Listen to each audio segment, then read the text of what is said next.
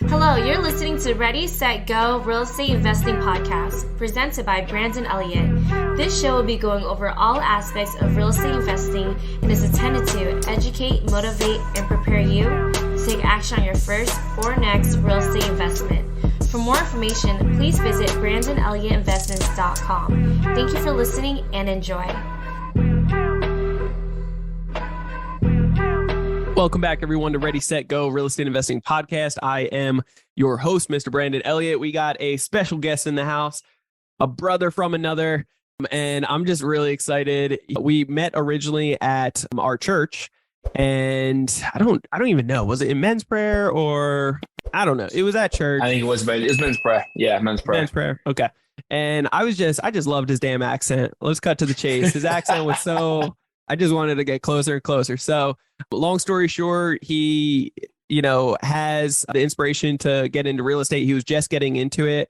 And he was also just a savvy individual. He loves the idea of financial literacy and soaking up as much knowledge as possible. He's also an excellent pilot. He's flown with me several times, and every time that I feel like I'm about to die and lose control, he just giggles, laughs, and then pulls us up. So that's always fun. But what's really cool is just seeing his progress, seeing the stages of life of, he's had a crazy flip that he's done in the past that turned out excellent, netting over $156,000.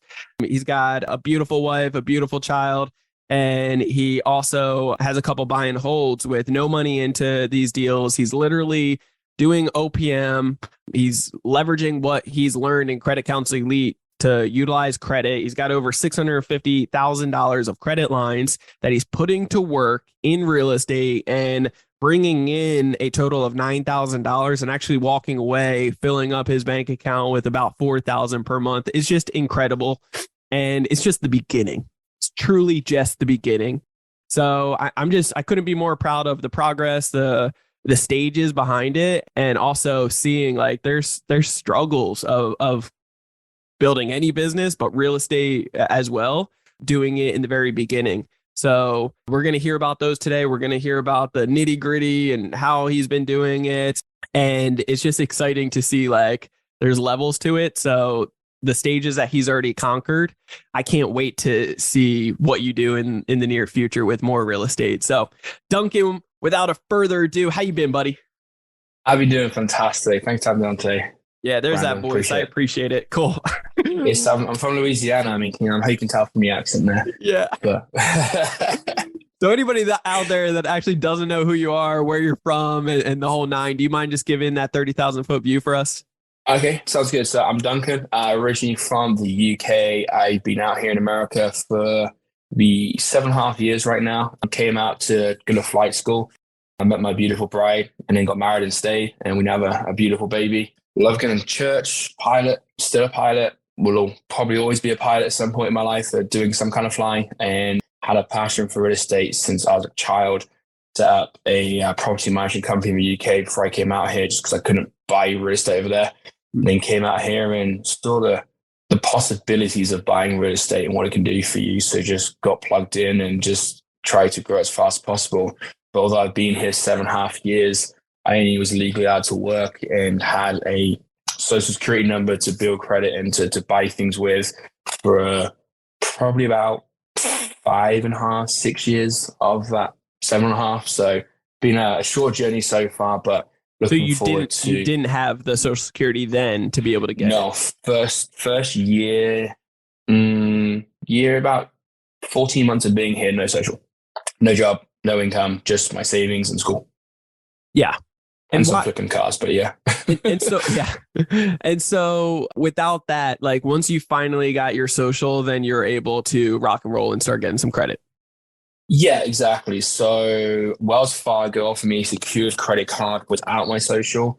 And they said, when I get my social, they'll attach that period of time I had with them onto it.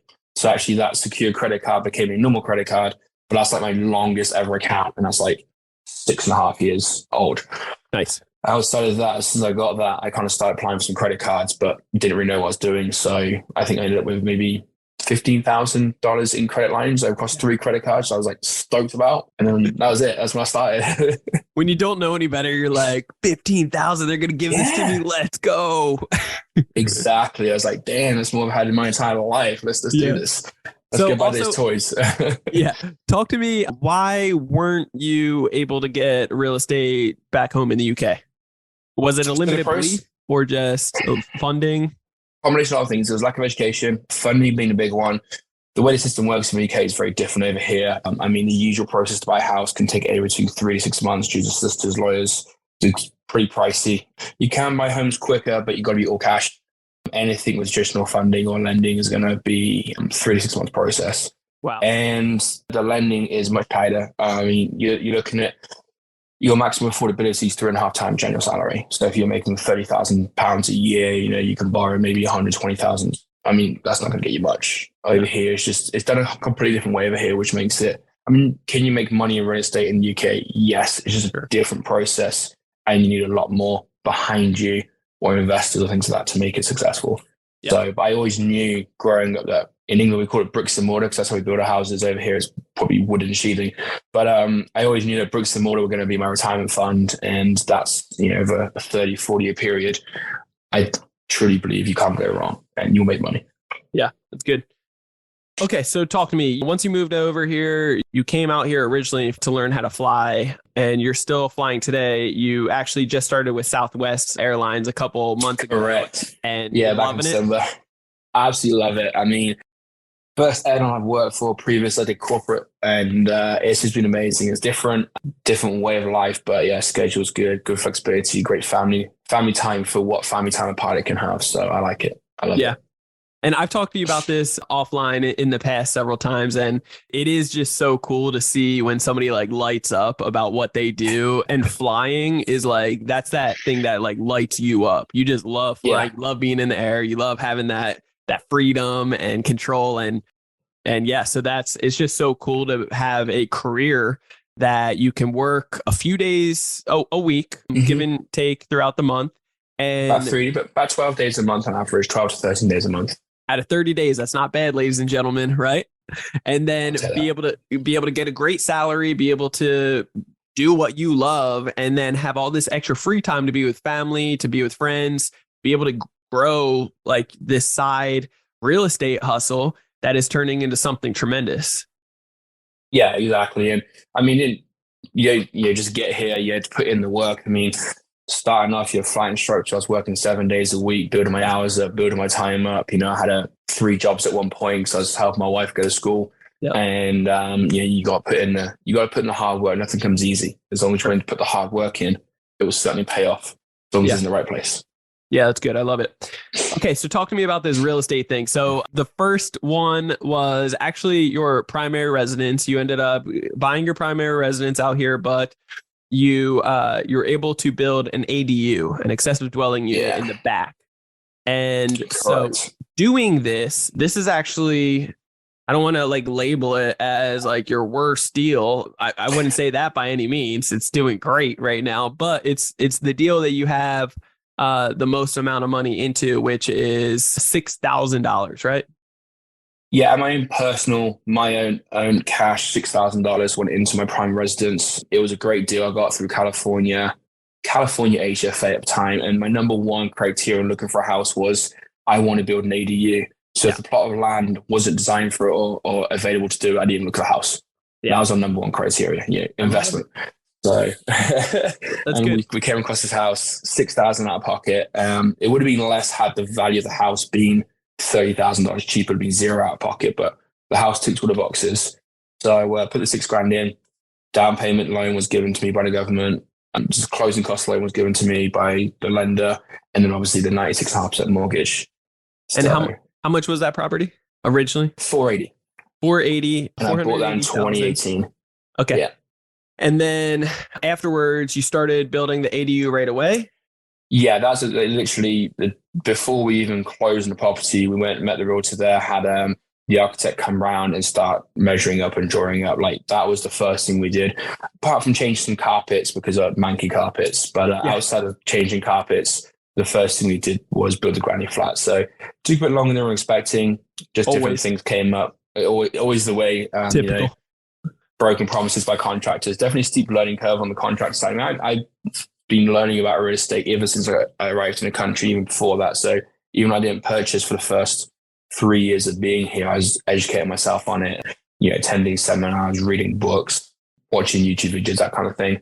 And so we got the ADU built, and to fund it, I maxed myself out just to buy the house. I was house poor at this point in time after buying it. Yep. So I took out a personal loan, and then during that time, I built some more credit cards and more credit history. So my credit portfolio was probably around about 50 grand at this point, and I put $35,000 on credit cards and put another $35,000 on a personal loan and gave me 70 grand. And then the final little bit came from a motorcycle accident I had, and the compensation claim kind of covered the final bill, like almost perfect in terms of the amount of money I needed to cover the final bill. And $80,000 later, the ADU's built. Yeah. I love it. God's good, right? So I remember when you originally went into a good amount of credit card debt, about $100K to be able to pay for the ADU, but then you're about to do the refinance afterwards, and we're having some issues with the lender because you had too many hard inquiries at the time, right? Like, God forbid. Yeah, I had a bunch because I took out as many credit cards as I could to obviously pay for the work, and I had hard inquiries affecting my credit score, and I had obviously some very high balances as well. So that was when I kind of reached out to you. We connected at church, and you helped me get rid of my hard inquiries. Like literally overnight, my credit score jumped up by like 35 points. I think it was 40 points just by removing the hard inquiries. Yep. Then we started moving some balances around, and then boom, credit score was up even higher. Yeah. And then I was able to do my refinance. Unfortunately, I got a little bit screwed on the valuation at the time. So I did a straightforward rate and term, got a nice low rate, went from 5.6 times 2.8. Yep. And then I took out 100% HELOC on the rest of it. Yeah. And that was like 4.5% at the time. And that's what paid off all the loans and all the credit cards I had. And I got this one small payment. And I had 25 grand left over in my HELOC. Yeah. And I was like, what do I do with $25,000? I'm going to buy another house. Yeah.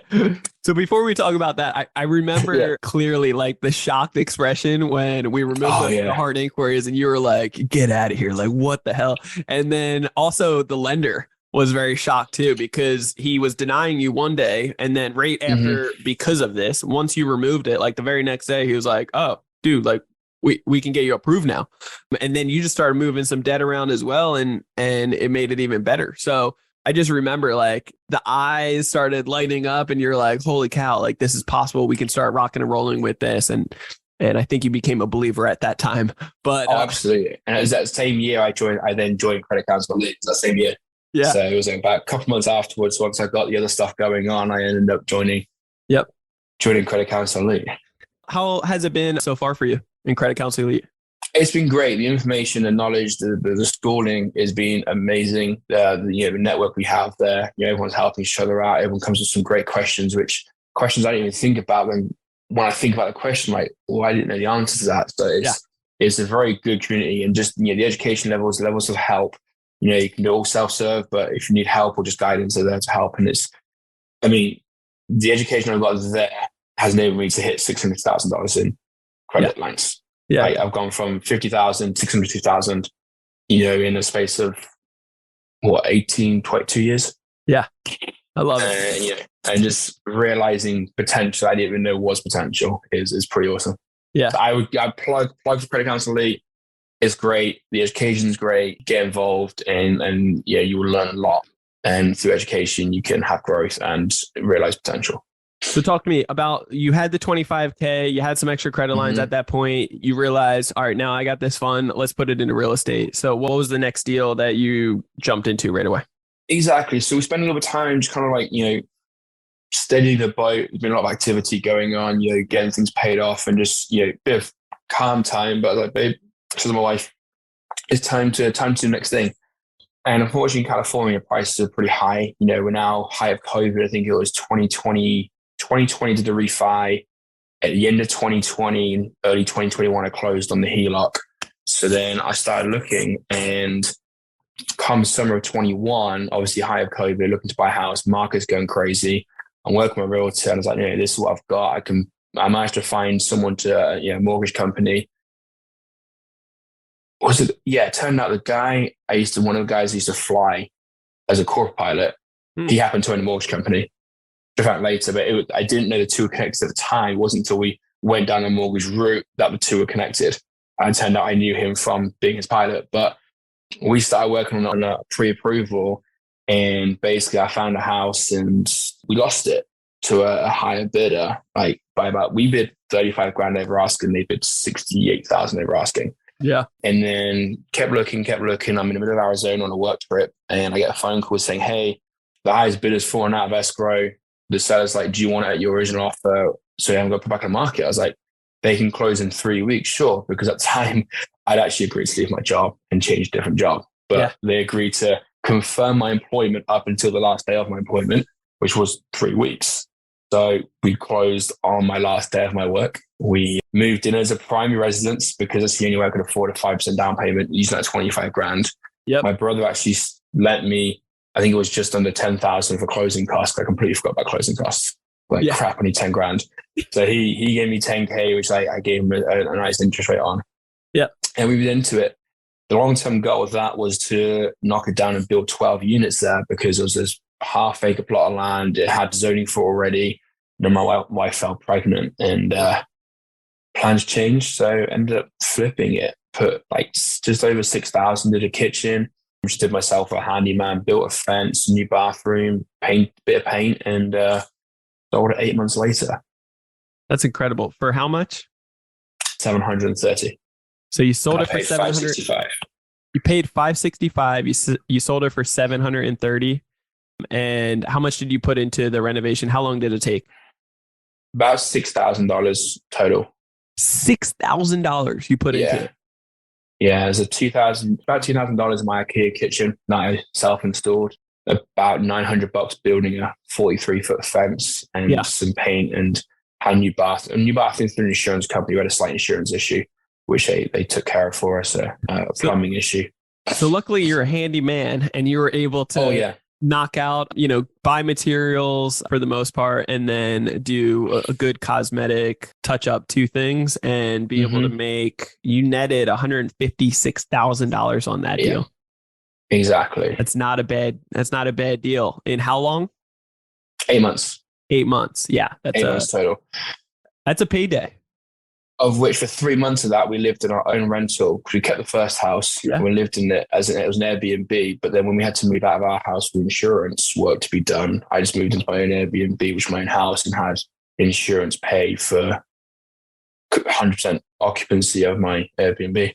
That a boy. I own as well. So I was very blessed in that situation. I was very, very, very, very blessed. And very right place, right time, and everything just kind of fell into line. So, but again, 6,000 out of pocket, 25,000 was my total basic cost, and that was from the HELOC. So it wasn't my money; it was all leveraged. Yeah, and I don't want to take any glory away from God, because at the end of the day, he made all this possible. By all means, I'm a very firm believer in that.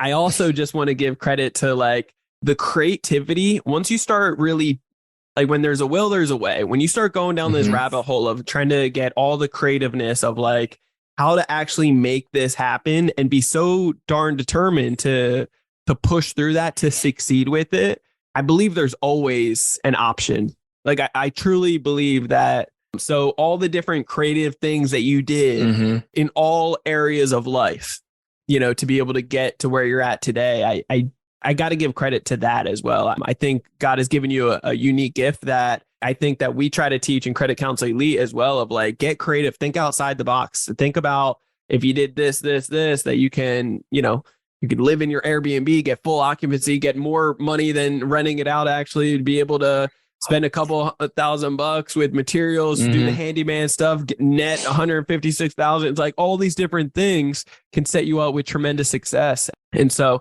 I just think that's awesome. So talk to me, dealing with contractors, that sounds like it's been a learning curve a little bit, just like all of us, right? Yeah, so it's been a steep learning curve for sure. Any of the listeners out there that could benefit from learning curves, I think it's a key role that we should play into. Anything that would be helpful to the listeners or myself, any learning curves in general that you learn from, it was a big smack to the face, I'm never going to do that again, whether it's contractors or not. in real estate? Okay.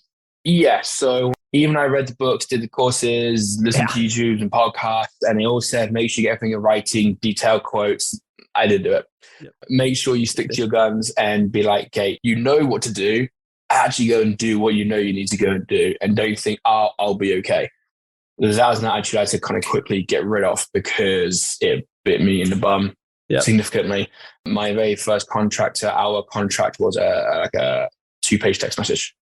Yeah. So what I've learned is there's a big discrepancy. Never assume anything because you'll be left crying at the end of it, because what they think is a good enough job and what you're expecting to be done are two very different things. And never have work done before you have a written quote. On my last project, but a project before that, my triplex, which we'll talk about later, we had some work done. He's like, oh yeah, I'll just take care of it. I'm like, I'm still waiting for a quote. Yeah, we'll just take care of it. It'll come. And the quote came back and I was like, wow, that was, if I knew it was going to be that much, I would not have had it done in the first place. So definitely get everything in writing first, go through it and even have a conversation, break down line by line. It might take you an hour, but it's worth it. Make sure you're both on the same page in terms of interpretation of what each line means. Yeah. Levels of finish and then painting or whatever, maybe painting trim work. Okay, are they expecting just to go a light sand or doing hardwood floors? If you're refinishing hardwood floors, my expectation was it's sanded right back to the beginning and then there's new stain, new polyurethane on top of it. Their expectation was it's just a light sand to get rid of any damage and then just a new coat of polyurethane. Refinished floors is the same thing, but make sure you guys are on the same page expectations. Because that's what has stung me a couple of times, and I'm learning. And it's you learn every single time to make sure it's fine. Yeah, I agree. What's so funny between you and me is like I read all the books, I listened to all the YouTube, all the podcasts, and I knew exactly how to succeed in real estate. And when I actually went out and implemented it, I cut all the corners. I was like, oh yeah, well, these contractors are different. Maybe we can just keep it between me and them, or I'll send them the money up front. And it's like, what are you doing? All these every book says don't do it, but we still going to do it. Yeah. So I think it's so incredibly important that the communication and transparency. Contractors think a completely different way than investor, and that's okay. It's somebody works hands-on. I think it's a gift and a blessing. It's important to learn how to simplify and dumb every little thing down. Even if it sounds repetitive, if it sounds aggressive, you should have pictures in there. You should have a step-by-step, like, get this and turn this and make sure it's locked. Make sure, all these little pieces are broken down as properly as possible and as simplified as possible. So think of it like baking a cake, right? You want to make the directions as simple as possible so that nobody can mess up the damn cake.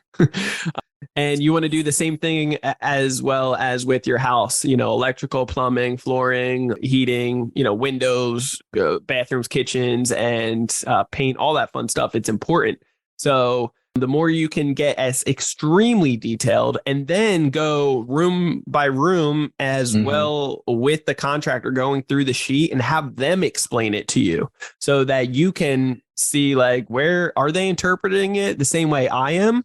You don't want to go through the list and just you shouting out everything. You want them to actually read it back to you to make sure that they fully understand, because any heartache behind that can be total devastation.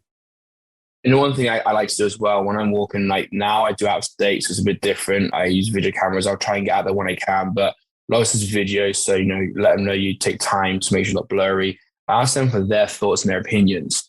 And I already know kind of what I want to do in the space, but sometimes they come up with something creative. And if not, I talk to them about what their expectations are in terms of finish levels. And that way it helps make sure we're on the same page. Like I said, if we just keep speaking, yeah, it kind of starts just going through one and out the other ear. So, yes.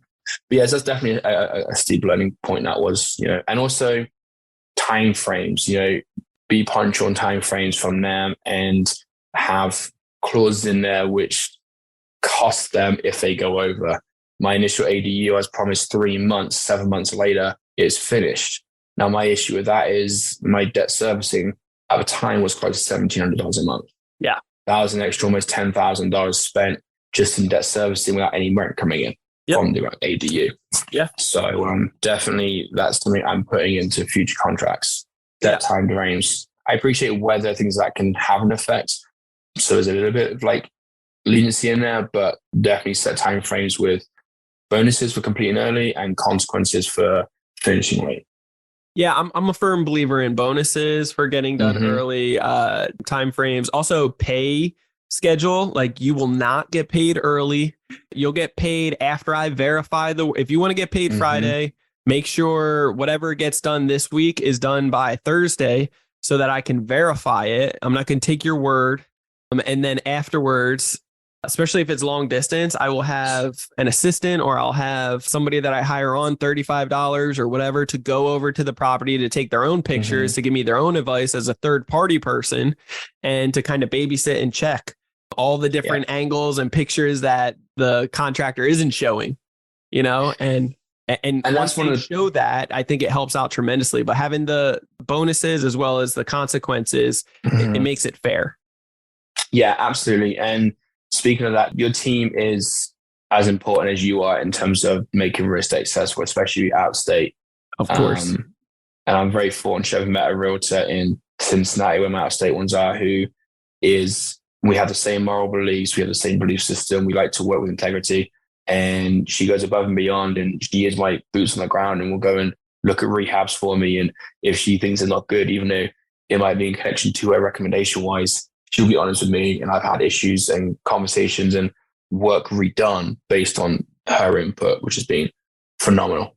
Yeah, that's huge. That's really important to have boots on ground that you can truly trust and leverage their eyes and their boots right there, to be able to handle the work that you can't. Absolutely. Talk to me. Any other learning curves that you've fallen into? Expectations on payment scales. Obviously, I've been using hard money for a lot of the newer stuff I've done, and there's a draw period. They have to send someone around to verify work, and then they have to release the funds. It can take a couple of days. Initially, my contract's like, I give you the invoice, I expect payment in 2 days. I went, okay. And I'm like, oh crap, it takes more than 2 days for this to happen. So the second lot of contractors I use were on the same page. They used to work with hard money lenders, and I told them that from the day you submit your invoice, it could to 7 days to receive payment. This is the process, this is what it takes. And they're like, okay, if they say no, we're like, you're not going to get the job then, because this is how the payment structure works. Yeah. The only way it's different to that is if they take credit cards, in which case I max out my points, and then I'll just pay it off when I get the funds come in from the lender. That's another thing. It's also a great way of maxing points out. Yeah, I only work with contractors that accept credit cards. And if they don't accept credit cards, I will highly encourage them and teach them how to, so that they can build up their business credit, so that they can get more lines of credit for equipment and so forth like that down the road. And I will negotiate the fees behind it. I have no problem paying the fees myself if needed, just to be able to have that insurance behind it. If I pay $3,000 at the end of spending $100,000 with the fees just for the protection all day, I'll pay that all freaking day, and I'll stack up a ton of bonuses with it to get free vacations afterwards, right? Like that's cool with me, because if you lack in the beginning on a little bit of the detailed scope of work and pay periods and all these other things, if there's discrepancies, then the paying in cash or upfront or any of the other things that they try making you do, like it can be a real pain overall. So you want to be cautious and make sure that your liabilities and your protection is on up to par. And like you said, from the point side of things, I picked up 630,000 points across American Express and Chase just to my last 2 projects. Sign-on bonuses and things like that. Come on, that's a no-brainer. 2 projects. I was going to spend money anyway, so you might as well get the points for it. You know what's crazy? I got just the other week, I got this 250,000 MR point bonus. So that's like I don't know how many platinum cards I have now, but I will keep getting them the more they send me bonuses like that, by all means, because I know how to put them to work. I know how to waive the annual fees as well. But yeah, it's just powerful, right? Absolutely. Talk to me, any other learning curves that you think a listener could really learn from so that they don't make the same mistake that you have or myself? Obviously, with the contractors, you talked about making sure you're on the same page. Make sure you're on the same page in terms of where you want your project to be. There's a very big difference between rental ready and flipping. And if you're doing a burst strategy, you're kind of a hybrid between the two, trying to maximize ARV versus not, but versus rental. And if a contract has in one mind, he's rental, and yet you're thinking ARV, there's going to be a discrepancy there. So again, on the same page. The other thing with, I'd probably say hard money lending is just understanding the finance side, understanding the costs involved with that, building up a network of lenders. Don't get worried. There's money out there. There's always money out there. Find the deal and money will come. Yep. And the first couple you do, accept the fact it's going to be a bit pricey. They're taking a risk on you. You're new to the industry, but you think long term. If you get caught up in the short term, okay, it's going to cost me like $5,000 next year on closing costs because the fees are high. But is there still money to be made? Yes. In which case, pull the trigger. And it wasn't until I pulled the trigger that all this kind of stuff started coming out, because I had analysis paralysis for such a long time. And I was like, I just got to pull the trigger. That's good. And make sure your other half's on board as well. Yeah. Make sure you're being make sure the whole family's on board. Yeah. That's good. So you got a couple rental properties now. You're bringing in $9,000 a month, but you're actually netting about $4,000. You're doing the burst strategy. You got no money into these deals. You've leveraged debt. You got $650,000 in credit lines. Woo, woo. Mm-hmm. And you're looking to grow more of your portfolio as you're working your dream job, being able to, do just about 12 days a week. Or I'm sorry, 12 days a month. That sounds crazy. You're working overtime. You're doing 12 days a month. So you have all this other time for family and building up your business. What does the end goal look like for you? And what are you trying to take down on a month, like annual basis? Well, my end goal is to replace my annual income from what I'd be like a 12-year captain with real estate and other assets and other investments. Real estate being the primary one. And just basically kind of have it rolled up into, multi-families, getting into the apartment building world, and really start growing it that way. So that way I can still do what I love. The joy of one of the great benefits of doing what I do is I can give trips away, and I can get to a point where I'm working maybe 6 days a month. I think there's a minimum requirement that's required. Whatever it is, I'll do the minimum. And then the rest of my money is going to come from real estate. So I get more freedom of time. Because the one thing I've learned is irreplaceable. It's time. Yeah. Money comes and goes. Everything else comes and goes. Time is like, once you've lost it, it's gone. So I don't have as much time as possible to be at home with my family and my kids, see them grow up. But also real estate's there for my kids' college funds. Like, I don't want to sit and have to save $5,000 a month, $10,000 a month for college. Like, each house, I'm going to get a house each or a triplex each, put it into a trust. They get the cash flow, get the house. When they get to 18 years of age, they're going to have $500,000-$600,000 in the account. Plus the house is almost paid off. Want to go to college? Great. If you want to start a business, great. Like, they have the option. Like, some of the 529Cs, you could use them for college or education. It's tied to a stock market, which is about as reliable as a chocolate teapot, which is not. And, I want to have more control over it. And real estate is, over a long period of time, there's always ups and downs. Be worried every time it goes down. Maybe not for you, but as long as you haven't got to sell drastically in a downward market and you can cover the costs, you're going to make money in real estate. Good. I like that. Yeah. And I mean, if you can hold on to it for the 5-10 years, like, it always does well. So, I mean, history shows it. Numbers don't lie. Talk to me. So you're going to keep on building up your portfolio. What would you leave the audience with to be able to, like, if anything's holding them back truly to get started in real estate? Definitely do your due diligence and research on the area. If you're going to do out of state, the reason I picked out of state is California is an expensive market to buy, and it can be more challenging to cash flow. I know Brandon does great cash flow on short-term Airbnbs, but with where I'm at finance-wise, that was an option for me. So if you are looking out of state, really do due diligence hard on areas and know your reasons and know your market. Spend time on that and spend time networking to get people who you can trust in those areas, as best as possible. Yeah. That's kind of what I would say core. But the reality is, once you spend some time doing that, I probably spent 3 months on that specific section. Pull the trigger. Worst case scenario, you might break even, but even in today's market, if the numbers make sense now at 7.5%, 8.5%, when rates drop and you refinance, it's going to make even more sense and you're even more cash rich. So if you can cash flow even $400, I wouldn't recommend single family homes right now, but if you can cash flow like $500 across a triplex, is that a lot of money? No, it's not, but it's a building block. It shows lenders you can do it. It shows yourself you can do it. It gives you confidence. And then on top of that, when the rates drop down to say 5%, you refinance that $500 now, $1,000. And then it's just going to keep building from there. So just pull the trigger. Yeah. I tell people all the time, like a broken record, it's like there's never a better time in the world than to buy real estate right now. Because if you can make the numbers work on a deal right now, then honestly, you're holding on to something that's going to cash flow even more later on. Or if you're doom's gloom saying, oh, the interest rates are just going to get worse and worse and worse. And if they did, then if it makes sense today and you lock in today, you're still winning. Yeah. So get the best rate you can. Exactly. What do you think about the market? Is there any, where do you predict? I know nobody's got that crystal ball, but what do you think is going to happen in the next 12 months? I'm just going to get my crystal ball, bear with me. So my personal opinion, I think the market right now is going to be very area dependent. It's not going to be like a one size fits all across the USA. I think certain markets are going to struggle. Some of the Midwest markets are going to start doing better because people are going to think it's cheaper to buy there and they're worried about depreciation because where the market is. So I think the Midwest and some of the cheaper markets across the board are going to start doing well, and you might see a little bit of appreciation going on because inventory is still low across the country. So I think rates are going to stay where they are for probably the next 12 months. There's going to be some fluctuation, but between that 6 and 8% mark for the next 12 months, I think they're going to be pretty standard. And maybe next year you might start seeing them come down slightly. I don't see them going much more than above 10% based on, just historic numbers and what have you.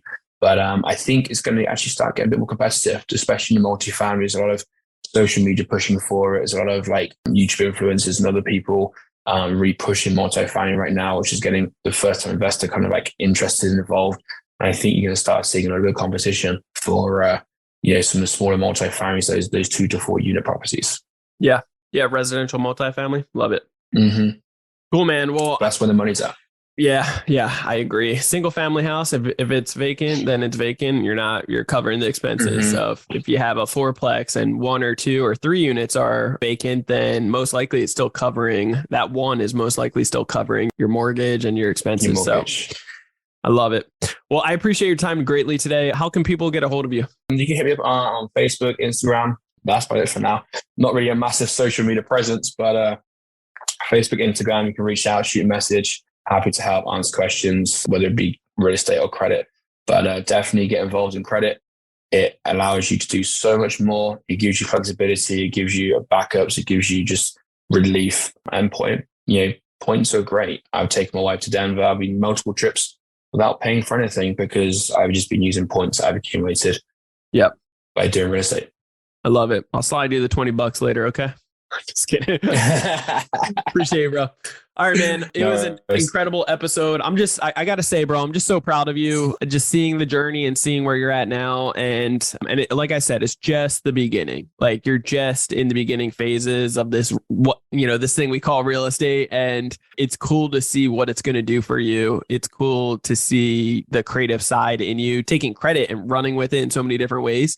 And also being locked in with like your dream job now, which is awesome. So I just know the fulfillment, when you're aligned with all these things, it really is unbelievable. So kudos to you, bro. Appreciate you. Love you, man. And thanks for having me on. If you want to get a hold of me, you can always do so on Instagram. It's Brandon Elliott Investments. On Facebook.com/Brandon Elliott Investor. You can reach me as well.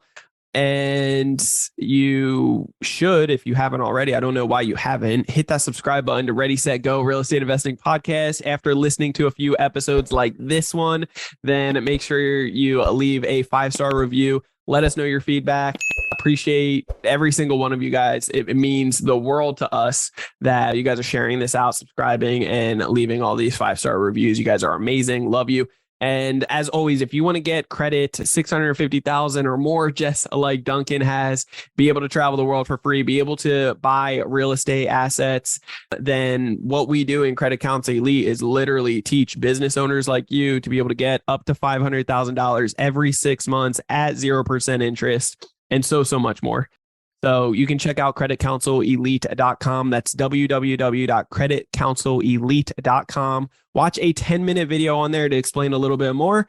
And then afterwards, you can fill out this quick form so we can learn more about you. You can schedule a call with either myself or one of our team members in Credit Counsel Elite to be able to talk about your situation and give you a mind map plan on how we can either work with you or how you can benefit yourself and grow your business just like Duncan has. So love you guys all so much. We'll see you on the other side. Till next time, God bless. Duncan, you're the man. Stay blessed, man. Take care, Brandon. This has been another episode of Ready, Set, Go Real Estate Investing Podcast, brought to you by Brandon Elliott. For more information, please visit BrandonElliottInvestments.com. Also, please don't forget to like, share, and leave a comment below. Thanks again for joining. Until next time, God bless.